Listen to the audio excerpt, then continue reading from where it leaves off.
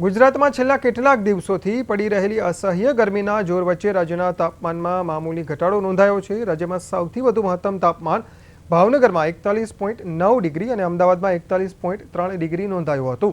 હવામાન વિભાગના જણાવ્યા અનુસાર છેલ્લા 24 કલાક દરમિયાન સમગ્ર ગુજરાતમાં વાતાવરણ સૂકું રહ્યું। ઉત્તર ગુજરાત અને સૌરાષ્ટ્ર કચ્છના કેટલાક ભાગોમાં મહત્તમ તાપમાન સામાન્ય કરતાં થોડું વધારે નોંધાયું, જ્યારે બાકીના વિસ્તારોમાં તાપમાન સામાન્ય રહ્યું। આગામી 7 દિવસ દરમિયાન મહત્તમ તાપમાનમાં કોઈ મોટો ફેરફાર થવાની શક્યતા નથી।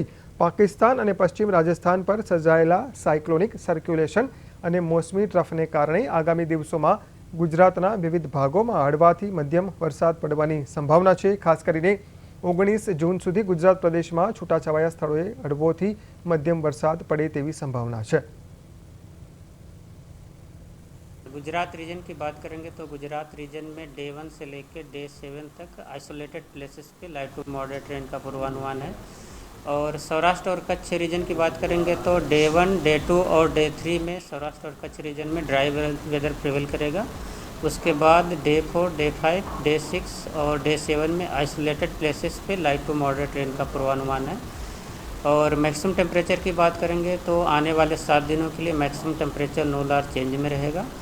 और मैक्सिमम टेम्परेचर रियलाइज की बात करेंगे तो पिछले 24 घंटे में जो मैक्सिमम टेम्परेचर रियलाइज हुआ है वो अहमदाबाद में 41 और गांधीनगर में भी।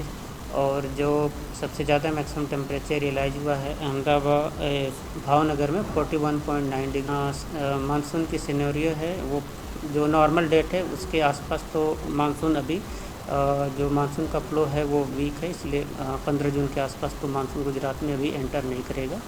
और आगे की सिचुएशन को